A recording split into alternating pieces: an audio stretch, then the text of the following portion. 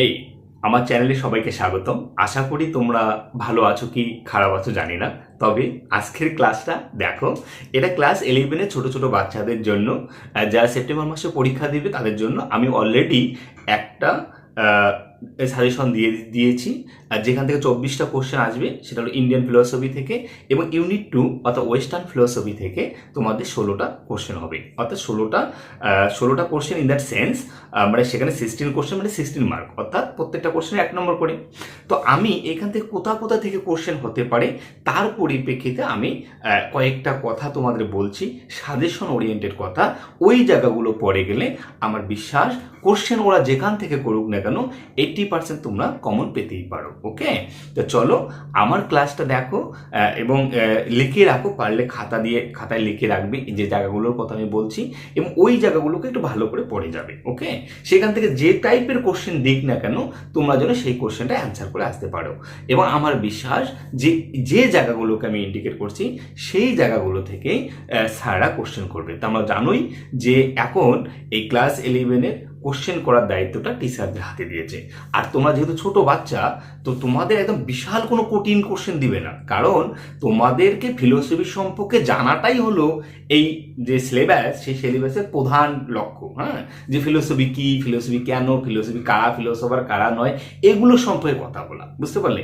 সেখানে ফিলোসফি তুমি একদম বিশাল কিছু জেনে গেছো এমনটা নয়। তবে হ্যাঁ, ওই বইগুলো পড়লে কি হয় যে বইগুলো পড়লে বোঝাটা একটু কঠিন হয়ে যায়। যদি তুমি ক্লাস না করো তাহলে কিন্তু ফিলোসফি বুঝে উঠতে পারবে না।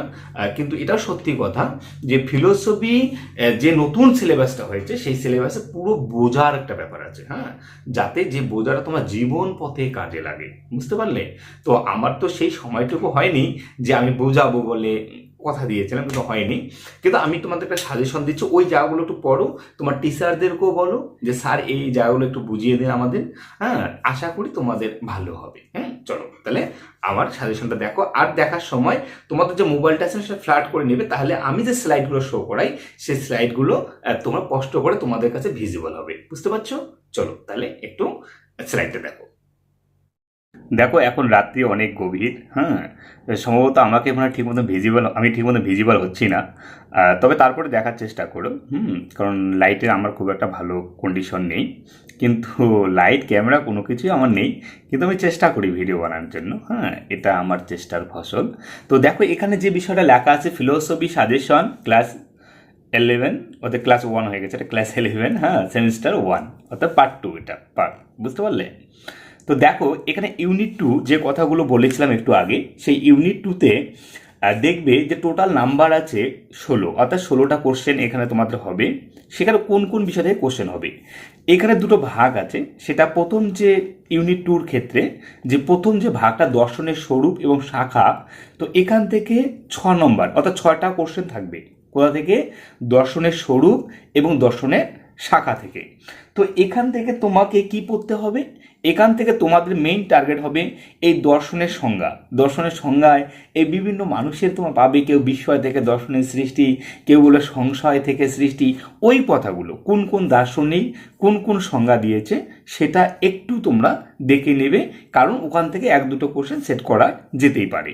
কিন্তু মেইন 5টা বা 4টা কোশ্চেন এখান থেকে হবে। সেগুলো কোনগুলো? যেমন প্রথম দেওয়া আছে নীতিবিদ্যা কি নিয়ে আলোচনা করে। নীতিবিদ্যা কাকে বলে? এই যে নীতিবিদ্যা মানে ইংলিশে দেখো এথিক্স, এই এথিক্স শব্দটি কোথা থেকে আসছে? এথক্স শব্দ থেকে। এথিক্স নীতিবিদ্যা আলোচনার বিষয় কি? হ্যাঁ, তো এটা মানে এই যে নীতিবিদ্যা কাকে বলে, নীতিবিদ্যা একটা শাখা, দর্শনের একটা শাখা। তো কেন দর্শনের শাখা সেটা আর বোঝার তোমার প্রয়োজন নেই, সেটা যদি মাস্টারমশাই তোমাকে বলেই থাকে তাহলে তুমি বুঝতে পারবে, অন্যথায় কিন্তু বুঝতে পারবে না। তোমাকে পড়তে হবে যে নীতিবিদ্যা কাকে বলে, যে শাস্ত্র মানুষের ন্যায় অন্যায় উচিত অনুচিত এগুলো নিয়ে আলোচনা করে, সেটা হলো নীতিবিদ্যা। তো নীতিবিদ্যা এগুলোর বিষয় নিয়ে আলোচনা করা হয়। মেইন কথা, নীতিবিদ্যা শব্দটির ইংরেজি প্রতিশব্দ হলো এথিক্স, এবং এথিক্স শব্দটা এথোস থেকে এসছে। সেই কথার অর্থ কি বুঝতে পারলে? এতটুকুই। 2 নম্বর হলো জ্ঞানবিদ্যা কি নিয়ে আলোচনা করে। নীতিবিদ্যা দর্শনের একটা শাখা হলো জ্ঞানবিদ্যা, ইংলিশে যাকে বলা এপিস্টোমোলজি। এই এপিস্টোমোলজি শব্দটার অর্থ কি, এবং এপিস্টোমোলজি শব্দকে ভাগ করলে আমরা কয়টা শব্দ পাই? এপিস্টম এবং লোগোস। হ্যাঁ, এই শব্দ দুটো পাই, এবং এই শব্দ দুটো অর্থ আমাদের জানতে হবে, বুঝতে পারলে? তারপর অধিবিদ্যা কি নিয়ে আলোচনা করে? ঈশ্বর, আত্মা, অমরতা। এই যে কথা আছে কি, মেটাফিজিক্স এর শব্দ, যে ফিজিক্স মানে আমরা যেটা দেখি এবং দেখার পরের যে অংশ, দেখার পরের যে বিষয়গুলো থেকে যায়। ফিজিক্স মানে এই জগতে যে বস্তুগুলো আছে, এগুলো physics, the part of physics, যেগুলো আমাদের পারসিভ হয়। এবং তারপরে যে অনেকগুলো জিনিস থেকে যায়, সাধারণত অনেক মানুষের বোঝার সময় বলা থাকে ঈশ্বর, আত্মা, অমরতা, কিন্তু সেটা নয়। এবং তারপরেও যেটা আমাদের অ্যাবসেন্স, আমাদের এই যে নলেজের, আমাদের যে সেন্স পারসেপশনের ক্ষেত্রে যেগুলো অ্যাবসেন্স থাকে, সেগুলো কিন্তু পার্ট অফ দ্য মেটাফিজিক্স। তো অধিবিদ্যা কি? অধিবিদ্যা শব্দটির প্রতিশব্দ হলো মেটাফিজিক্স। মেটাফিজিক্স শব্দটি কোন দুটো শব্দের সংযোজন, ওটা পড়তে হবে, মেটা এবং ফিজিক্স। তারপর ওই যে 4 নম্বর কোশ্চেনটা দেখো, এপিস্টোমোলজি কথাটির অর্থ কি? জ্ঞানবিদ্যা, এটা পড়তে হবে। মেটাফিজিক্স শব্দটির অর্থ কি? এই যে এই কোশ্চেনগুলো পড়তে লাগবে। লজিক কথাটির অর্থ কি? লজিক কথাটা কোথা থেকে আসছে? লোগোস শব্দের অর্থ কি? লোগোস শব্দের অর্থ চিন্তা। তো এই যে যুক্তিবিদ্যা একটা দর্শনের পার্ট, তাই না? তো এইগুলো হলো দর্শনের শাখা। তো এগুলো নিয়ে তোমাদের একটু 2 লাইন করে পড়ে যেতে হবে। তারপর সমাজ দর্শন কি? রাষ্ট্র দর্শন কি? সমাজ দর্শন কি নিয়ে আলোচনা করে? রাষ্ট্র নিয়ে কোন দর্শন আলোচনা করে? এইরকম কোশ্চেন দেবে, মানে একদম পাতি কোশ্চেন হবে। তোমাকে পড়ে যেতে হবে সমাজ দর্শন, মানুষের এই যে বিভিন্ন কাস্টম, রুলস, এগুলো নিয়ে কোথায় আলোচনা করে? সমাজ দর্শনে। রাষ্ট্র দর্শন, রাষ্ট্রের বিভিন্ন নিয়ম কানুন নিয়ে এগুলো আলোচনা করে রাষ্ট্র দর্শনে। তো এই জায়গাগুলো তোমাকে পড়তে হবে। এবার দেখো, তাছাড়া আদর্শনিষ্ঠ বিজ্ঞান কি? কারণ এই আলোচনাগুলো করতে গিয়ে দেখবে আদর্শনিষ্ঠ বিজ্ঞান, বস্তুনিষ্ঠ বিজ্ঞান কি? বস্তুনিষ্ঠ মানে ডেসক্রিপটিভ, আর আদর্শনিষ্ঠ মানে যখন কোনো একটা আদর্শের পরিপ্রেক্ষিতে আমরা কোনো কিছুর ভালো মন্দ বিচার করি, সেগুলোকে বলে আদর্শনিষ্ঠ। আর বস্তুনিষ্ঠ কি? যেগুলো ডেসক্রিপটিভ, যেগুলো আমরা ভালো মন্দ বিচার করি না, শুধু কোনো কিছুর একটা বর্ণনা দেওয়া হয়, সেগুলোকে বলে ডেসক্রিপটিভ। তা আদর্শনিষ্ঠ বিজ্ঞান কি, বস্তুনিষ্ঠ বিজ্ঞান কি, এগুলো হলো পার্ট অফ ফিলোসফি। মানে ফিলোসফি আলোচনা করার, অর্থাৎ এথিক্যাল আলোচনা করার আগেই কিন্তু আমাদের এই বিষয়গুলো সম্পর্কে জানতে হয়। এগুলো অনেক বইয়ে কিন্তু দেওয়া আছে, বুঝতে পারলে? যে বাজারে বইগুলো চলে আসছে, সেই বইগুলোতে আছে, তোমরা কিন্তু একটু দেখে নিতে পারো। তারপর কোন দর্শনে কি সংজ্ঞা দিয়েছে, যেটা বললাম। 11 নম্বর দেখো, পাশ্চাত্য দর্শনের জনককে, এটা কিন্তু অনেক সময় দিবে। পাশ্চাত্য দর্শনের জনক হলো থেলস। এবং আধুনিক পাশ্চাত্য দর্শনের জনককে, আধুনিক পাশ্চাত্য দর্শনের জনক হিসাবে আধুনিক বুদ্ধিবাদীর জনক বলা হয়। কিন্তু আধুনিক পাশ্চাত্য দর্শনের জনক হিসাবে অনেকে কি, না বলবো না, বইয়ে দেখো, বইয়ে দেখো, বুঝতে পারলে? এগুলো আছে। প্রথমটা বলে যেমন থেলস। দেখাতে নাম শুনছো? হ্যাঁ, থাক। এবার দেখো, ফিলো এবং সোফিয়া এই শব্দ দুটো অর্থ কি? এখান থেকে কিন্তু কোশ্চেন দেবে, ফিলোস এবং সোফিয়া এই শব্দের অর্থ কি, বুঝতে পারলে? তো এখান থেকে এই যে 13টা কোশ্চেন যদি তুমি ভালো করে একটু আয়ত্ত করে যেতে পারো, আশা করি এখান থেকে তুমি 5টা কোশ্চেন পেয়ে যাবে। এটা কিন্তু স্লাইডটা লিখে নাও, খাতা ধরে ধরে লিখে নাও, ভালো হবে। তারপর দেখো, জ্ঞানের স্বরূপ। এই জ্ঞানের স্বরূপ, এই যে চ্যাপ্টারটা, তো এর কিন্তু দুটো ভাগ আছে, দুটো পার্ট আছে। এখানে 10 নম্বর, কিন্তু এখানে দুটো ভাগ হলো, সেটা অভিজ্ঞতাবাদ কি, বুদ্ধিবাদ কি। কিন্তু অ্যাকচুয়ালি এই চ্যাপ্টার দুটো আলোচনা করার আগেই কিন্তু দেখবে জ্ঞান কি সে সম্পর্কে কিন্তু গল্প আছে। কারণ জ্ঞান যদি আমি না বুঝি, তাহলে এই যে জ্ঞানের স্বরূপ সম্পর্কে কিন্তু কথা বলাই যায় না। এবং অভিজ্ঞতাবাদ, বুদ্ধিবাদ, বিচারবাদ, বিভিন্ন মতবাদ আছে, কিন্তু তোমাদের সিলেবাসে কিন্তু 2জন আছে। সেটা কি? একটা অভিজ্ঞতাবাদ আর একটা বুদ্ধিবাদ, বুঝতে পারলে? তো এখানে তোমাকে ওই জ্ঞান কি সে সম্পর্কে একটু পড়তে হবে। সেটা পড়তে গিয়ে তোমাদের ওই প্রমা কি, প্রমেয় কি, প্রমাণ কি, এই জিনিসটা সম্পর্কে তোমাকে একটু আইডিয়া নিতে হবে। প্রমা কি, তারপর প্রমাণ কি, প্রমেয় কি।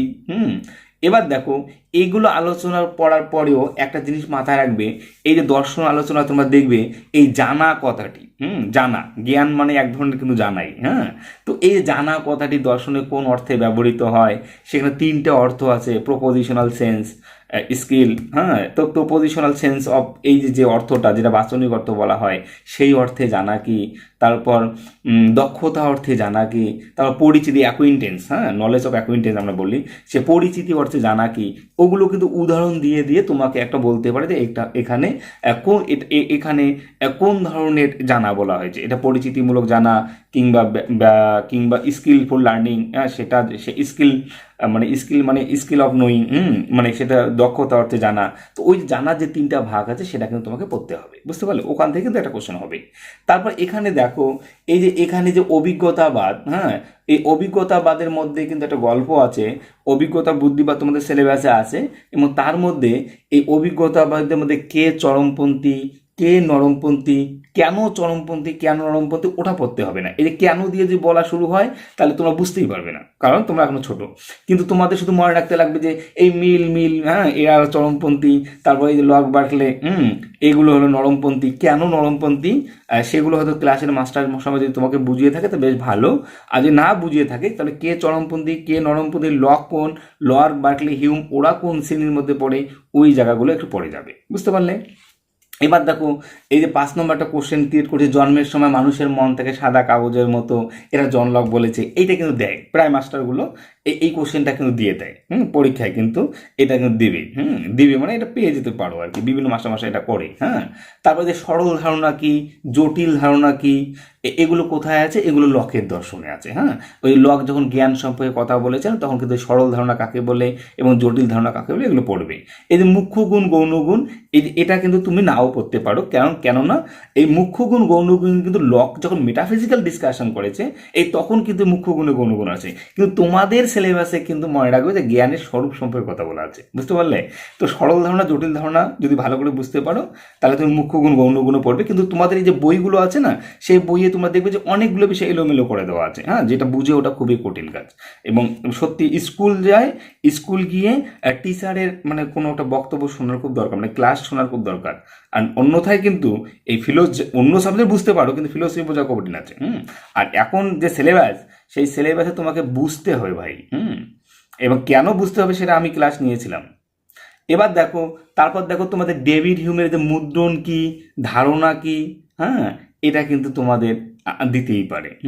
তারপর হিউমের মতে কত প্রকার জ্ঞানের কথা বলা হয়েছে? 2 প্রকার। হ্যাঁ, তো সেই জ্ঞানগুলোর নাম কি একটু পড়ে নেবে। এই অস্তিত্ব প্রত্যক্ষ নির্ভর কে বলেছে? যে অস্তিত্ব প্রত্যক্ষ নির্ভর, অ্যাসিস্ট পারসিভি, জর্জ বার্কলে। তারপর এই অনুষঙ্গ নিয়ম কি? এই যে অনুষঙ্গ নিয়ম, এটা কিন্তু ল অফ অ্যাসোসিয়েশন, এটা কিন্তু হিউমের ওই থিওরি অফ নলেজের মধ্যে আছে। তিনি 3টা অনুষঙ্গের নিয়মের কথা বলেছেন। হ্যাঁ, তো এটা কিন্তু একটু দেখে যাবে। কারণ এগুলোর ইম্পর্টেন্ট জায়গা। এবার দেখো, ওটা গেলো অভিজ্ঞতাবাদ। এবার দেখো বুদ্ধিবাদ। এই বুদ্ধিবাদের মধ্যে আমরা 3 জন পাই, দেকার্ত, স্পিনোজা, লাইবনিজ। এগুলো যদি তোমাকে গভীর থেকে গভীরে বোঝাতে যায় তাহলে কিন্তু হবে না, কারণ তোমরা ছোট বাচ্চা। তোমাদের মাস্টারমশাই কী বলেছে? আমি চিন্তা করি অথবা আমি আছি, কে বলেছেন, এইরকম পড়তে হবে। এরা দেকার্ত বলেছে, এবং কেন বলেছে ওটা পড়ার দরকার নেই। এই আমি চিন্তা করি অথবা আমি আছি, এই যে আমার অস্তিত্ব, এই যে এই কথাগুলো কে বলবে? হ্যাঁ, এই যে থটের মাধ্যমে কীভাবে তার এক্সিস্টেন্সকে প্রুফ হচ্ছে, তো এই জায়গাটা কে বলেছে সেটা তোমাকে মনে রাখতে হবে। দেকার্ত বলেছে আর কি। এদের নরমপন্থী এবং চরমপন্থী বুদ্ধিবাদী কে, হ্যাঁ, কে একটু দেখবে। তারপর সহজ ধারণা, এটা কিন্তু দেবে, এটা দেয়, কারণ এই যে এই যে দেকার্তের এই যে জ্ঞান সম্পর্কে আলোচনা করতে গিয়ে সহজ ধারণার গল্পটা কিন্তু উঠে আসে, বুঝতে পারলে? সহজ ধারণা কি এবং কে বলেছেন? তো দেকার্তের সহজ ধারণা বলতে দেকার্ত কত প্রকার ধারণার কথা বলেছে? 3 প্রকার ধারণার কথা বলছে, তাই না? তো তার মধ্যে সহজ ধারণাটাকে একটু ভালো করে পড়ে নেবে। তারপর এই যে বইয়ের নাম, কার বই, এই যে লকের বইয়ের নাম কি আর হিউমের বইয়ের নাম কি, তাই না? এদের লকের কিন্তু একটা বই আছে, অ্যাসে কনসার্নিং হিউম্যান আন্ডারস্ট্যান্ডিং, আর human and inquiry concerning human understanding, এবং লাইবনিজের বই আছে new essay concerning human understanding. তো 3 জনের কিন্তু 3টা বই একই কোয়ালিটির, কিন্তু ওই নামগুলো একটু আলাদা আলাদা করে দেখে নেবে, কারণ মাস্টাররা পাজেল করার জন্য তোমাকে কিন্তু 2-3টা কোশ্চেন কিন্তু একটু কঠিন দেবে। এটা কিন্তু মাথায় রাখবে, কারণ এভাবে হয়। তারপর মনাড কি, এদের লাইবনিজের দর্শনে মনাড কি, চিৎ পরমাণু, হ্যাঁ, চিৎ পরমাণু কাকে বলে সেটা নিশ্চয়ই তোমাদের ক্লাসের স্যার বুঝিয়েছে, কিন্তু এই যে এটা সাধারণ কোশ্চেন দিতে পারে, মনাড কি, এইরকম কোশ্চেন কিন্তু একটা দিতে পারে। 4টে অপশন দিয়ে তোমাকে দিল মনাড কি, চিৎ পরমাণু, এটা বুঝতে হবে। তারপর দেখো, এই যে লাইবনিজের পুরো নাম কি, বিভিন্ন এই কোশ্চেনগুলো একটু কঠিন হবে, কারণ লাইবনিজের পুরো নাম গলফ্রেড উইলহেম লাইবনিজ, কারণ এই যে লাইবনিজের পুরো নামটা কিন্তু বিভিন্ন পরীক্ষায় দেয়, তার জন্য কিন্তু তোমাদের যে কোশ্চেন তৈরি করে যারা, তারা কিন্তু এইরকম 2-একটা কোশ্চেন দিতেই পারে। তো সেখানে কিন্তু এই জায়গাগুলো একটু পড়ে যাও, বুঝতে পারলে? একটু এগুলো পড়ে গেলে আশা করি তোমাদের তেমন কোনো সমস্যা হবে না। আর আমার এই চ্যানেল নাসিয়ান ফিলসফি, হ্যাঁ, সাবস্ক্রাইব করে রাখো। আর যদি ইন ফিউচারে কোনো কিছু ভালো ইচ্ছা হয়, যদি আরও কোনো টাইপের কোশ্চেন টাইপের দেওয়ার ইচ্ছা হয় আমার, তাহলে আমি কিন্তু এখানে দেবো। হ্যাঁ, এখন রাত অনেক হয়ে গেল। ঠিক আছে, ভালো থেকো। আজকে একটু ফাঁকা আছি বলে তৈরি করলাম। আর চ্যানেলটার সঙ্গে পাশে থাকো। হ্যাঁ, আমি ফাঁকা পেলে আমি তোমাদের বিভিন্নভাবে হেল্প করার চেষ্টা করব। ওকে, বাই, গুড নাইট।